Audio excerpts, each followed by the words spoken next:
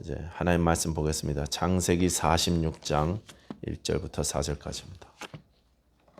이스라엘이 모든 소유를 이끌고 떠나 브엘세바에 이르러 그의 아버지 이삭의 하나님께 희생 제사를 드리니 그 밤에 하나님이 이상 중에 이스라엘에게 나타나 이르시되 야곱아 야곱아 하시는지라. 야곱이 이르되 내가 여기 있나이다 하매 하나님이 이르시되 나는 하나님이라 내 아버지의 하나님이니 애굽으로 내려가기를 두려워하지 말라. 내가 거기서 너로 큰 민족을 이루게 하리라. 내가 너와 함께 애굽으로 내려가겠고 반드시 너를 인도하여 다시 올라올 것이며 요셉이 그의 손으로 네 눈을 감기리라 하셨더라. 아멘. 성경에 하나님께서 이름을 2번 부르신 적이 있는 분들이요 총 7분 나옵니다. 아십니까? 구약 성경에 4번 나오고 신약 성경에 3분이 나옵니다. 첫 번째는 아브라함이고 그 다음에 야곱, 그 다음에 모세, 사무엘, 그 다음에 신약으로 넘어가서 시몬 베드로, 그 다음에 마르다, 그리고 사도 바울입니다. 이렇게 7분을 2번씩 이름을 부르신 일들이 있었어요. 이분들은 특별한 은혜를 받았던 분들이셨습니다. 이름을 2번 불렀다는 것은 특별한 사랑을 표현하신 것이고 관심의 표현이기도 하고 또 감동의 표현이기도 했었습니다. 자, 오늘부터 이 7분의 삶과 신앙에 대해서 이 이름을 2번 부르셨던 그 상황을 중심으로 해서 한번 살펴보고 그리고 교훈을 받게 되기를 원합니다. 오늘은 가장 먼저 야곱에 관한 말씀입니다. 왜 아브라함이 제일 먼저가 아니고 야곱이 제일 먼저냐 이렇게 물으시면 그냥 제가 제 마음입니다 이렇게 대답하게 될 것 같아요. 제가 이 야곱을 참 좋아합니다. 이분을 보면 막 소망이 생기잖아요. 그렇죠? 이런 분도 하나님이 사랑하셨구나. 이런 분도 하나님이 인도하셨구나. 저는 야곱이 개인적으로 꼭 제 모습 같다고 그렇게 생각합니다. 여러 번 말씀드렸지만 제 형이 에서 같고 제가 야곱 같아요.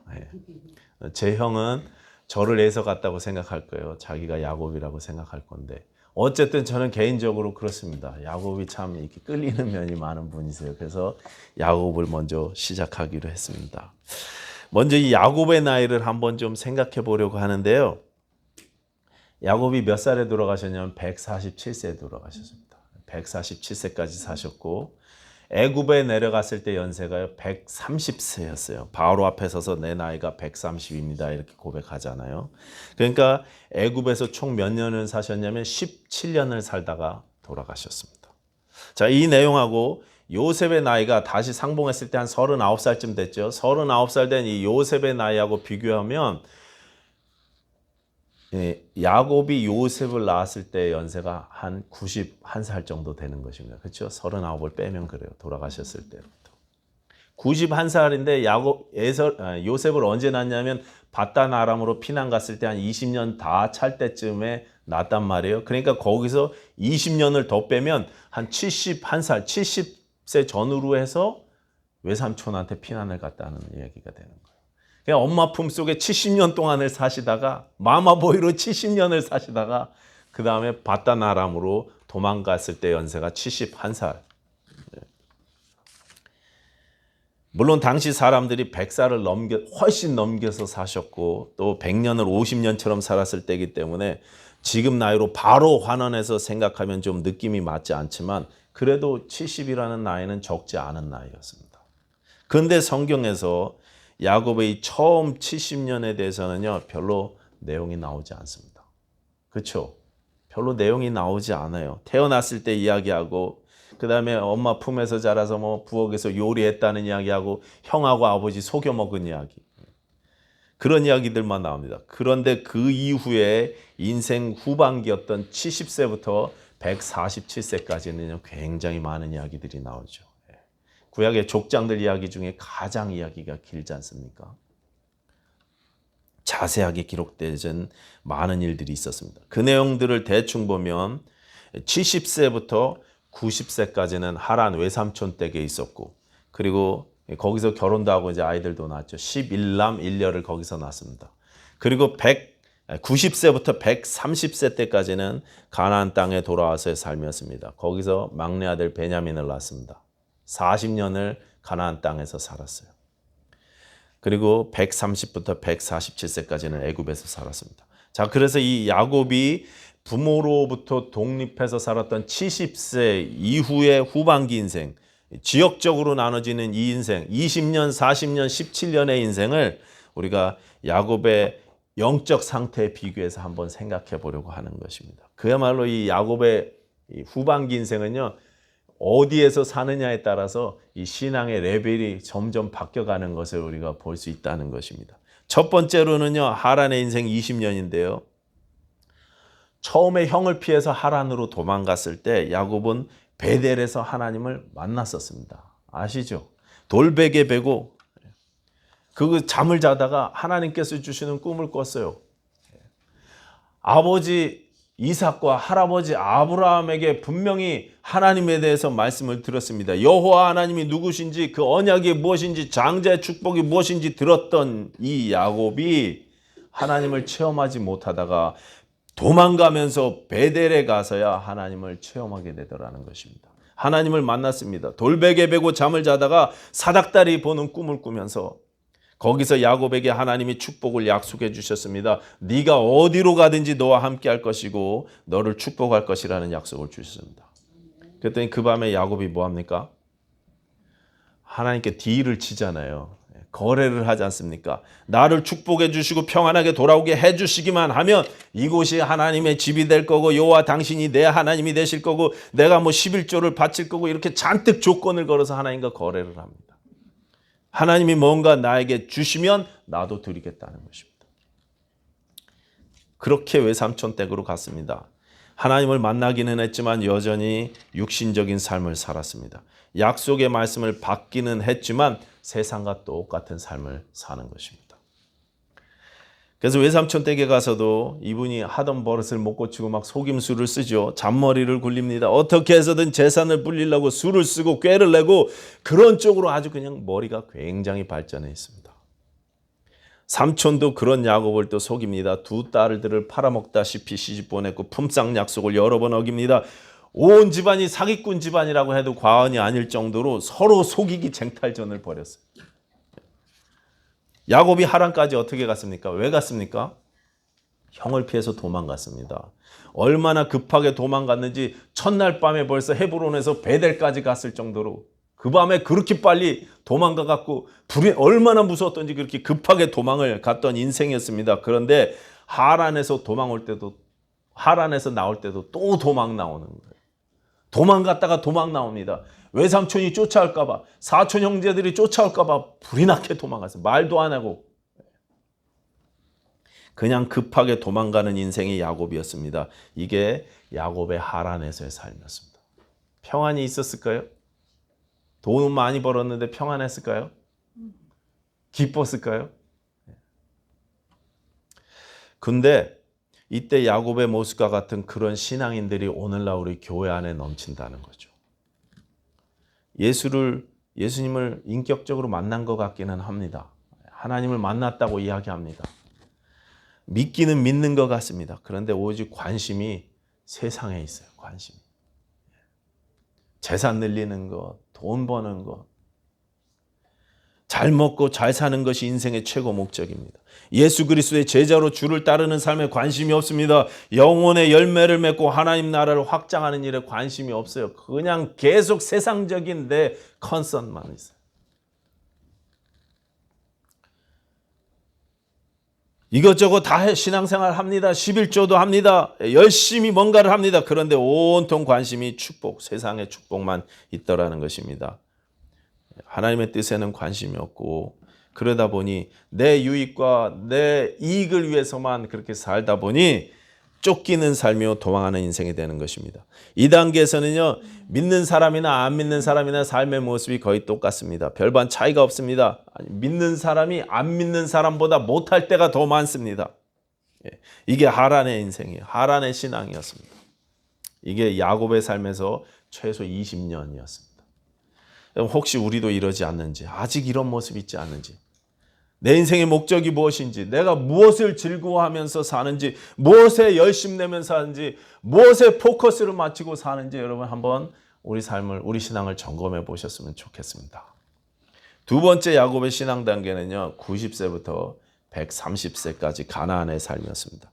아버지 이삭이 아직 살아계시던 그 땅에 돌아올 때 형 에서를 만나는 일이 굉장히 두려웠거든요.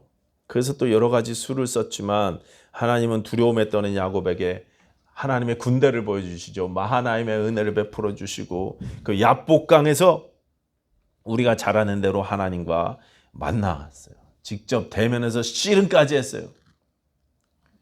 야곱을 다시 만나 주셨습니다. 하나님과 씨름하면서 하나님께서 야곱의 골반 관절 힘줄이라고 나오던데 환도뼈, 옛날 말로 환도뼈를 위골시키는 일까지 있었어요. 환도뼈를 부러뜨려 버리셨어요. 이스라엘이라는 이름을 그곳에서 주셨습니다. 이 가나안 땅 세겜과 헤브론에서의 기간이 총 40년이었습니다. 인생 후반기 신앙생활에서 가장 오랜 기간이 여기였습니다. 이 기간 동안 야곱은 많은 신앙 체험을 했지만 또 많은 아픔도 겪었습니다. 형이 무서워서 벌벌 떨어야 하는 일이 있었습니다. 아내 라헬이 난산으로 길에서 죽었어요. 첫째 부인 레아도 그곳에서 죽었습니다. 아버지 이삭도 죽었고 어머니의 유모였던 드보라도 그곳에서 죽었습니다. 계속되는 이별이 있었습니다. 외동딸 디나가 그곳에서 성폭행을 당했습니다. 세겜성 학살 사건 때문에 거기 살지 못하고 무서워서 도망하다시피 다시 이사를 떠나야 하는 일도 그곳에서 있었습니다.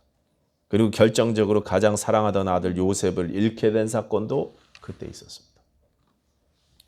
바로에게 내 나이 30, 조상들보다는 오래 살지 못했지만 내가 험악한 세월을 살았습니다. 이렇게 고백을 했는데 그 험악한 세월의 대부분이 이때였어요. 이 기간에 신앙생활을 한마디로 정의한다면 신앙생활을 하기는 하는데 내 힘으로 하는 신앙생활에 담겼어요. 내 능력으로 하는 신앙생활입니다. 하란 때보다는 성장했습니다. 하란에서는 완전히 세상과 다름없는 삶을 살았지만 이곳에서는 하나님의 은혜도 체험하고 많은 은혜를 체험했습니다. 마하나임 분이엘의 체험이 있었습니다. 하나님은 과연 나의 하나님이다. 엘로헤 이스라엘의 체험도 그곳에 있었습니다. 그런데 여전히 내 힘으로 신앙생활하는 것입니다. 우리 믿음의 삶을 내 능력으로 감당하는 것이 아님에도 불구하고 야곱은 자기 힘으로 계속 하나님을 기쁘시게 해드리고 자기 힘으로 신앙생활하는 그런 삶을 이곳에서 살았다는 것입니다. 그래서 베델에서 처음 받았던 은혜를 종종 잊죠. 처음 사랑을 잊습니다. 툭하면 하나님과 씨름을 하려고 그래요. 하나님께 앉으려고 합니다. 야복강에서 하나님께서 야곱에게 이스라엘이라는 영광된 이름을 주셨는데요. 그 이름의 뜻은 하나님과 겨루어 이겼다 이런 뜻이에요. 우리 잘 알죠. 하나님과 겨뤄서 이겼다는 이름입니다. 근데 정말 하나님께서 야곱하고 겨루셔서 지셨습니까? 야곱이 그날 하나님을 이겼습니까? 그날? 그냥 이름만 그렇게 지어주셨죠. 못 가게 붙잡는다고 못 가실 분이 아니시잖아요. 그런데 우리는 지금도 하나님을 이겨먹으려고 그래요. 우리가. 하나님은 야곱에게 지지 않으셨습니다. 지시는 분이 아니세요. 그냥 이름만 그렇게 바꿔주셨습니다. 사람 몸뼈 중에 가장 강하다는 환도뼈를 그냥 부러뜨려 버리셨습니다. 그날 이후로 야곱은 지팡이를 짚고 평생을 절뚝거리면서 살게 만들어 버리셨어요. 왜요? 내 힘으로 살지 말라. 네 노력으로 네 공로로 신앙생활 하지 말라고. 자꾸 내 힘과 능력과 공로로 하나님께 나아가려고 하니까 그렇게 신앙생활하지 말라고 하시는 말씀입니다. 예수 그리스도의 보혈을 붙잡아야 되는 신앙생활이 계속 내 능력을 의지하니까, 내 세상의 힘으로 의지하니까. 세상에서 힘이 세면 교회에서도 막 힘 세잖아요. 어깨 막 힘주고 다니잖아요. 계속 그러면 인생에 어려움이 닥치죠. 험한 세월을 보내게 되는 것입니다. 예수 그리스도 안에서 안식하는 법을 아직 배우지 못해서 그렇습니다. 하나님이 주시는 삶의 평안을 아직 온전히 누리지 못합니다. 신앙생활이 내가 죽는 것인데 아직 우리가 죽지 않습니다. 그래서 하나님이 강제로 죽이시는 거예요. 부러뜨리십니다. 나는 죽고 예수가 사셔야 되는데 그는 흥하고 나는 쇠해야 하는데 내가 그리스도와 함께 매일 십자가에 못 박혀야 되는데 그렇지 못하니까 하나님께서 종종 아픔을 허락하시고 때때로 연단도 허락하시더라는 말씀입니다. 저는 많은 목사님들께서 이 야복강의 야곱의 기도를 소개하시면서 야곱처럼 기도해야 한다고 설교하시는 것을 많이 들어봤습니다. 나를 축복하시지 않으면 내가 못 놓겠습니다. 이런 자세로 기도해야 된다. 하나님과 씨름하는 기도, 축복받을 때까지 힘쓰는 기도. 저는 물론 우리에게 그런 기도가 필요하다고 생각합니다. 우리는 모든 것을 다 기도해야 돼요. 건강과 재물과 사업과 자녀들과 모든 것을 위해서 다 기도해야 하고 할 수 있습니다. 축복 주실 때까지 기도하겠다는 자세로 야곱처럼 애쓰는 기도 우리에게 필요합니다. 그런데 그런 간절한 기도들이 시간이 지났음에도 불구하고 계속 그렇게 머물러 있어서는 안 된다는 거죠. 우리 기도 제목이 서서히 바뀌고 발전해 가야 한다는 것입니다. 변해야 한다는 것입니다. 내 뜻과 내 소원이 점점 희미해져 가고 복이 되어져 가고 하나님의 뜻이 내 기도 가운데 드러나줘야 그래야 한다고 저는 생각합니다. 근데 우리가 어떻습니까? 내 힘과 내 기도로 하나님마저 바꾸려고 해요. 보좌를 움직이는 기도를 드리려고 해요. 좀 부정적인 의미로.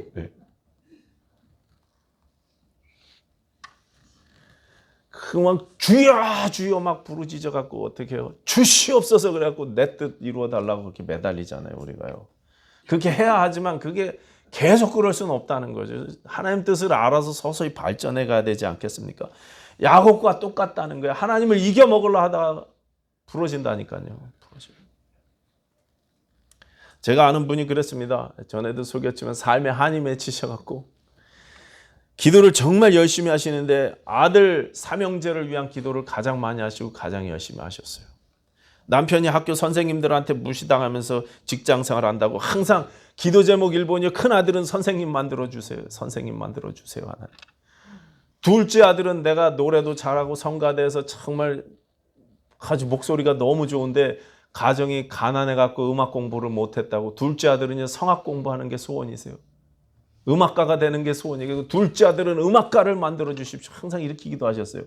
셋째 아들은 하나님한테 미안해서 셋째 아들은 목사가 되게 해주세요. 이렇게 기도하셨어요. 근데 나중에 정말 그렇게 됐어요. 큰아들은 학교 선생님이 되셨고 둘째는 저 유럽에 성악 공부하고 저 유럽에서 지금 정착하고 삽니다. 셋째는 신학교를 가긴 갔는데 이게 말아먹어갖고 목회는 안 하고 직장생활하고 있어요. 신학교를 가긴 갔어요. 물론 다들 지금 잘 살고 있지만 우리가 이렇게 내 소원만으로 하나님을 그냥 막 바꾸려고 기도할 때가 너무나 많다는 거예요. 야곱은 그랬어요. 야곱. 하나님과 겨뤄서 이기려고 했습니다. 내 힘으로 축복을 받아내려고 했습니다. 그러다 보니까 험한 세월을 사는 거예요. 바로 앞에서 한 이야기지만 내 나이가 130, 내 인생 나그네 길이 130세인데 우리 조상만큼 살지는 못했지만 험한 세월을 살았나이다. 바로 앞에서 할 얘기가 그것밖에 없어요. 130년 살았는데 험한 세월 살았습니다. 그게 처음 만나는 바로한테 할 얘기냐고요, 신앙인이.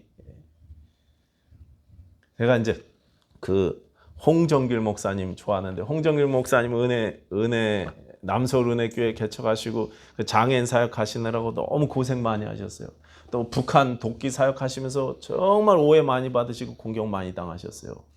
근데 지금 이제 몸이 아프시고 은퇴하셔서 이제 80이 다 돼가시는 연세에 몸에 병이 드셔서 아프신데 그분에게 이렇게 기독교 신문사인가요? 인터뷰 하시는데 뭐라 그래요? 목회 다시 하시면 어떻게 하고 싶으십니까? 이렇게 여쭤봤더니 뭐라고 합니까?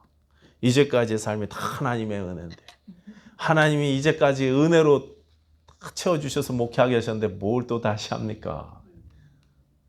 가장 큰 은혜를 받았는데 여러분 우리가 인생을 다시 되돌아볼 때 모든 게 하나님의 은혜였습니다. 이렇게 고백할 수 있어야죠. 신앙인이라면.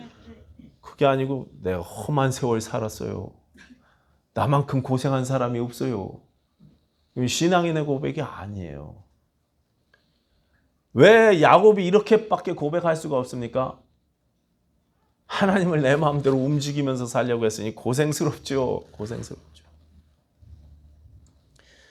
하나님께서는 당신을 표현하실 때 나는 아브라함의 하나님, 이삭의 하나님, 야곱의 하나님이다 이렇게 말씀하시는데 왜 이스라엘의 하나님이라고 이야기하지 않고 항상 야곱한테는 야곱의 하나님이라고 하셨을까요? 아브라함에게는 나는 아브라함의 하나님이라고 안 하시고 아브라함의 하나님이다 이렇게 말씀하셨어요. 바꿔주신 이름으로 호칭하셨는데 야곱은요 종종 물론 이스라엘이라는 표현 많이 쓰셨지만 야곱이라는 이름을 더 많이 쓰세요. 앞으로는 네 이름을 이스라엘이라 할 것이다 하면서도요. 나는 야곱의 하나님이다 이렇게 말씀하세요. 왜 그랬습니까? 결정적일 때 왜 야곱이라고 부르셨습니까?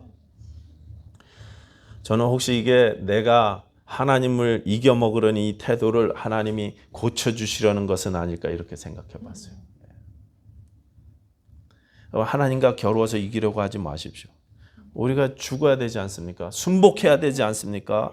야곱은 가나안 땅에서 아직 우리의 자아와 집착과 내 상처가 살아있는 신앙의 모습을 그대로 보여주고 있는 것입니다. 하나님의 은혜가 아닌 내 힘으로 하려는 신앙생활의 모습을 보여주고 있습니다. 이게 우리 신앙의 두 번째 단계예요.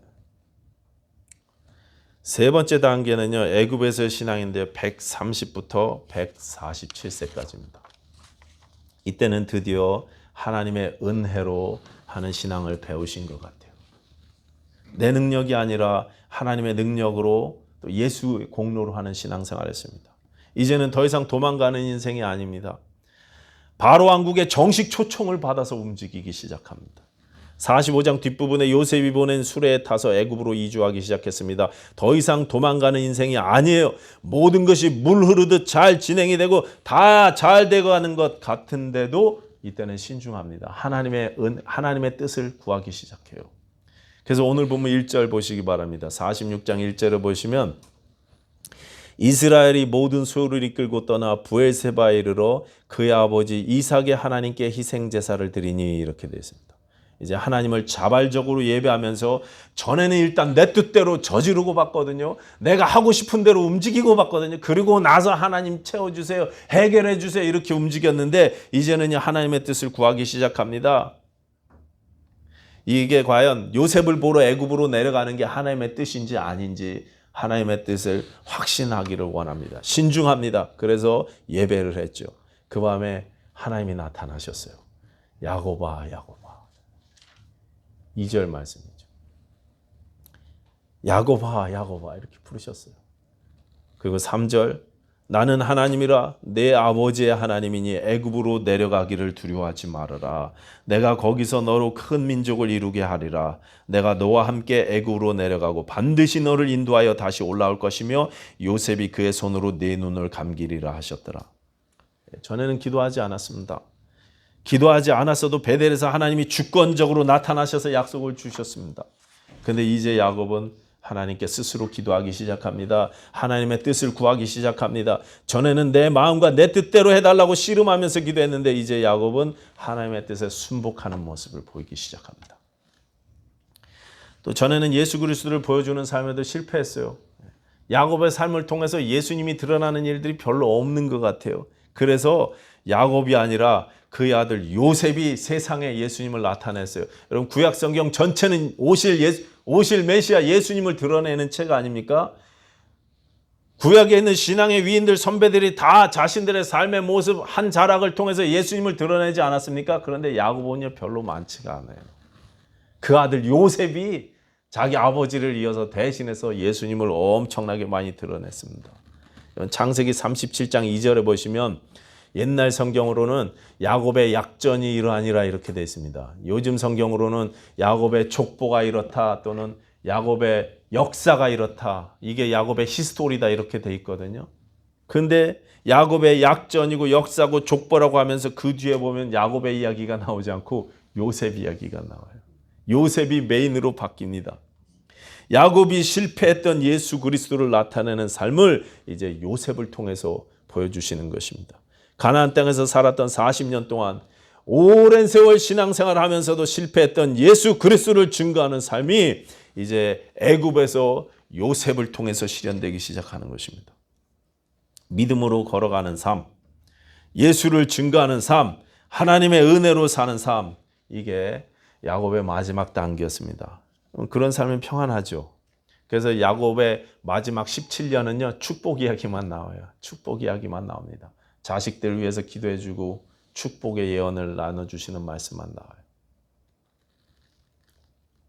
하나님께서는 이제 오랜 세월을 바단 아람에서 또 가나안에서 세상으로 살던 야곱이 또 내 힘으로 신앙생활하던 그 야곱이 믿음으로 살게 되기를 원하시면서 야곱을 초청하셨어요. 야곱아, 야곱아. 하나님의 은혜로 신앙생활하라고 부르시는 것입니다. 야곱아, 야곱아. 인생의 가장 중요한 순간에 부르심이었습니다. 그래서 야곱 인생의 가장 중요한 순간이 어디냐? 가장 멋지고 아름다운 순간이 어디냐? 저는 바로 오늘 본문이라고 그렇게 생각합니다. 하나님의 부르심을 받아서 애굽에 내려가기로 결단했던 그 순간.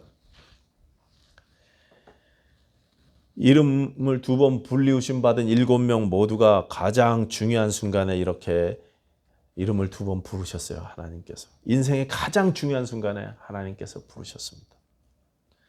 두려워하지 말아라. 내가 너와 함께 할 것이다. 애굽에 내려가는 거 두려워하지 말아라. 그곳에서 예수 그리스도를 증거해라.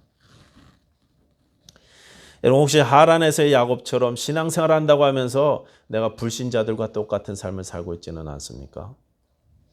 혹시 가나안의 야곱처럼 내 힘으로 내 능력과 내 공로로 신앙생활하고 있지는 않습니까? 하나님마저도 내 뜻과 내 힘으로 바꾸려고 하는 내가 열심히 기도하고 봉사하고 충성해서 하나님의 축복을 받아내고야 말겠다는 그런 신앙은 혹시 아닌지. 여러분 내 인생의 그래프를 한번 그려보십시오. 쭉 한번 그려보십시오. 내가 지금 어디까지 와 있는지 한번 보세요. 쭉 연색 표시해갖고 그려보세요. 신앙생활이 어땠는지. 이제 우리가 믿음으로 살게 되기를 사모하시기 바랍니다. 인도하심 따라서 살겠다고 결심하실 수 있기를 바랍니다. 그래서 내 삶의 자리에서 예수 그리스도가 드러나는 일들이 있게 해달라고 우리가 기도해야 할 것입니다. 야곱을 부르시고 인도하신 하나님께서 우리도 부르셨습니다. 우리도 인도하시기를 원하십니다.